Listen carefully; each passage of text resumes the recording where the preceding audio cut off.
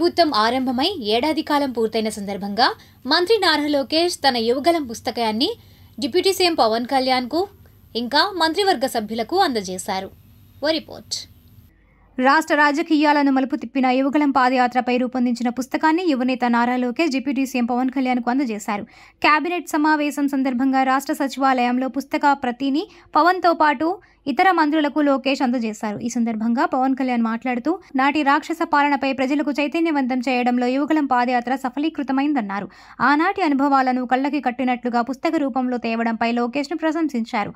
ఈ రోజుకి అరాచక పాలన అంతమై ఏడాది పూర్తయిందని, గత ప్రభుత్వ పాలన పీడకలను ఇప్పటికీ జనం మర్చిపోలేదన్నారు. యువగలం పాదయాత్ర నాటి అనుభవాలను ఈ సందర్భంగా యువనేత లోకేష్ పవన్ కళ్యాణ్తో పంచుకున్నారు.